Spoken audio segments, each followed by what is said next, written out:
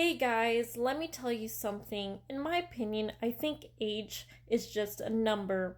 And to be honest with you, there are a lot of older people out there that still don't know how to process their emotions. And usually, what ends up happening, especially in dysfunctional families, is that they will pass that trauma onto the next generations, the kids. And the kids have to go through that. And it can be painful. And also this too, it takes a brave one to get out of that environment or that cycle of fucking like traumatic generation trauma. It's hard when you're a child and you have parents that act like children sometimes because it forces the child to grow up fast. And when the child grows up fast, they don't get to enjoy their childhood because they had to take care of, parents that, that are like children, and it's pretty hard for them.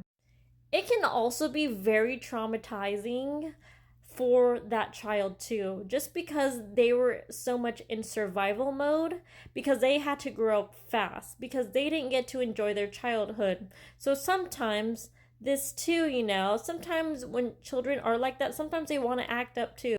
Like, to be honest with you, being a kid is hard. It's hard when you're in a dysfunctional family, because like sometimes like you don't know like what parents like are gonna end up doing.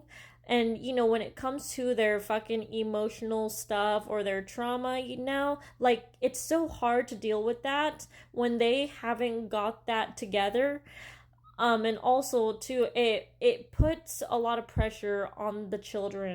Also, if the child is willing to see those patterns, they can actually stop that cycle from continuing on, and start attracting a lot better for themselves. Because at the same time,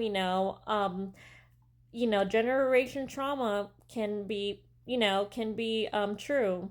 Like, stop allowing that trauma to linger onto you. You don't want that. You want to attract better in life, but sometimes you got to see the patterns in order to wake up. I understand no one is perfect, but at the same time, when you have adults that are not willing to change, that's when you need to change.